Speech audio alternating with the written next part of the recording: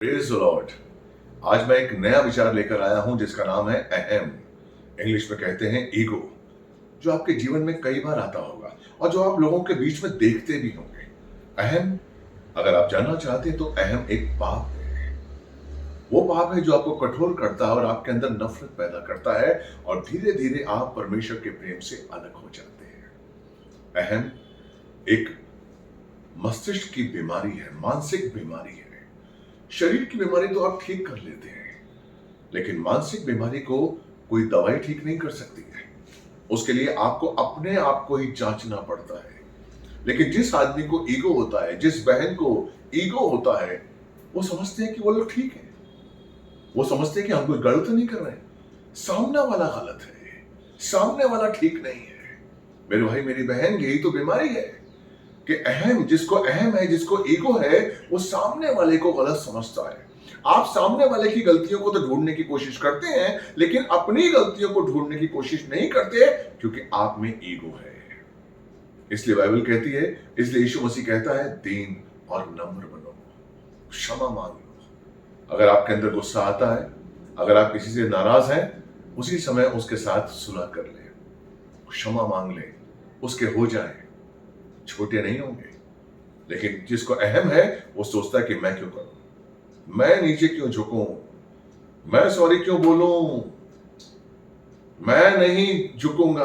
और उसी में जिंदगी तबाह हो जाती है, रिश्ते टूट जाते हैं। लेकिन इंसान अपने आप को बदलता नहीं है। लेकिन आज मैं आपको इसी अहम के विषय में कुछ बातें बताऊंगा और मैं विश्वास करता हूं कि आज का विषय आपका जीवन बदलेगा। अगर मेरे देखने वालों के अंदर अहम है तो प्लीज उसको निकाल दीजिए। ये बहुत बड़ी मानसिक बीमारी है जिसे आप खुद ही ठीक कर सकते हैं, अपने आप को परमेश्वर के वचन, परमेश्वर के स्वभाव को अपने अंदर लाकर। आइए मैं एक वचन आपके लिए पढ़ता हूं, उससे हम लोग बहुत कुछ सीखने वाले हैं। ये फिरौन के बारे में है, निर्गमन 14 और उसका 5वां वचन। जब इजरायली मिस्र छोड़कर जा रहे थे, फिरौन ने मिस्र से इजरायलियों को जाने की आज्ञा दे दी थी और बरबस उन्हें निकाल दिया था। और इजरायलियों ने मिस्रियों को लूट लिया था, उनके गहने, चांदी और सोना लेकर। लेकिन तब क्या होता है, फिरौन जो कि वहां का राजा था, फिरौन उसके अंदर एक अहम था, ईगो था। देखिए वचन क्या कहता है, 5वां वचन। जब मिस्र के राजा को बताया गया कि वे लोग भाग गए हैं, तो फिरौन व उसके कर्मचारियों का मन उन लोगों के विषय पलट गया और उन्होंने कहा, हमने ये क्या किया कि इजरायलियों को दासत्व से मुक्त करके जाने दिया। अहम, मेरे भाई मेरी बहन, उन्होंने अभी अभी देखा कि 10 विपत्तियां उन पर आई। उन्होंने देखा कि परमेश्वर कितना सर्वशक्तिमान है। उन्होंने देखा कि उनके पहलोठों को परमेश्वर ने मार दिया है। कुछ नहीं बचा मिस्र में, उनके पास कुछ नहीं बचा, लेकिन अहम उनके अंदर था। जब उनको पता लगा कि अरे वो चले गए, वो हमारे दासत्व थे, वो हमारे गुलाम थे, वो कैसे चले गए, वो कैसे हमने उनको जाने दिया, तब उनका अहम जागृत हुआ। वो भूल गए कि परमेश्वर उनके साथ है। वो भूल गए कि उनका कुछ भी हो सकता है। और आप जानते, इतिहास जानते कि आगे क्या हुआ, कि लाल समुद्र में जब वो लोग उनका पीछा करने के लिए गए तो लाल समुद्र एक हो गया और फिरौन की सेना खत्म हो गई। किसकी वजह से? अहम की वजह से।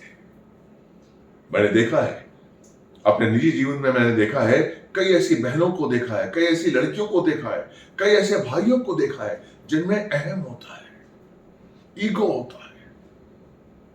वो सामने वाले को जानते हैं, लेकिन नहीं, उनका अहम उनके सामने झुकने नहीं देता है। उनका अहम उनको नम्र नहीं बनने देता है। उनका अहम उनकी अपनी दीनता और क्षमा के साथ उनके सामने नहीं आता है। इसलिए क्या होता है कि वो बहुत कुछ खो देते हैं। जिनके जीवन में अहम होता है ना, याद करिए, आप बहुत कुछ खोते हैं और खोने के बाद आपको एहसास होता है कि मैंने खो दिया है। लेकिन फिर आपका अहम जागृत हो जाता है और आप कहते हैं, नहीं नहीं नहीं, अरे वो मुझे मिलने वाला ही नहीं था, वो मेरे जीवन में आने ही वाला नहीं था, अरे अच्छा वो मुझे नहीं मिला। क्योंकि वो आपका अहम है, आपका ईगो है, जिसे आप घमंड भी कहते हैं। और बाइबल कहती है कि घमंड से चढ़ी हुई आंखों से परमेश्वर नफरत करता है। यस, नीति वचन 6 का 16 से अगर 19 के बीच में पढ़ेंगे तो परमेश्वर 7 चीजों से नफरत करता है, जिसमें एक घमंड है। घमंड है। इसलिए अहम एक ऐसी बीमारी है जिसका इलाज आपके हाथ में है। अगर आपके अंदर अहम है, प्लीज परमेश्वर के चरणों में आइए, यीशु के चरणों में आइए, उससे कहिए कि प्रभु दया कर, मुझ में अहम है, मुझ में ईगो है। प्लीज ये विचार, ये भावना, ये बीमारी मेरे अंदर से निकल जाए, मुझे शुद्ध कर, मुझे पवित्र कर। प्रभु दया करेगा और आपको आशीष देगा। आपको याद है यहूदा इस्करियोती, जो यीशु मसीह का चुना हुआ चेला था, 12 चेलों में से एक था। वो यीशु मसीह को प्रभु नहीं मानता था, वो गुरु भी पूरी तरीके से नहीं मानता था। वो मानता था कि चलो एक आदमी है। वो यीशु मसीह को एक यूज करने की वस्तु मानता था, और उसमें एक ईगो था कि वो जो समझ रहा है वो सही है। अहम जिसके अंदर है, आप समझते हैं, आपके अंदर ये ईगो आ जाता है, आपके अंदर ये भावना हो जाती है कि मैं तो सही हूं, सामने वाला गलत है। आप हमेशा सामने वाले को कमजोर समझते हैं, बेवकूफ समझते हैं, ना समझते हैं, जिसके अंदर अहम होता है, और खुद को आप समझते मैं बुद्धिमान हूं, और यही आपकी गलती होती है।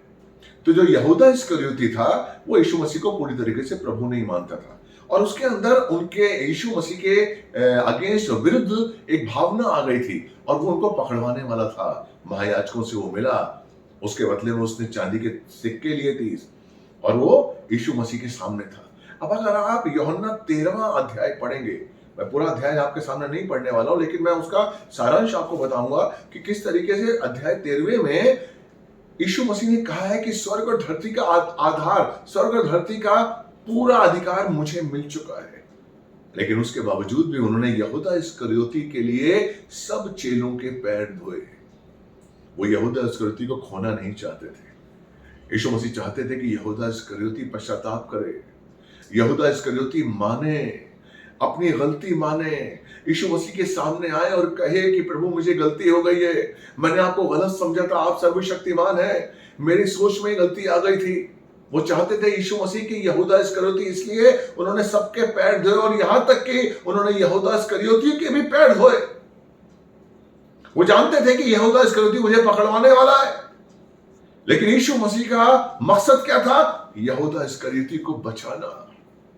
उन्होंने कहा कि मुझे तो मरना ही है, मुझे तो मरना ही है, लेकिन हाय उस मनुष्य उस मनुष्य को जिसके द्वारा मैं पकड़वाया जाऊं।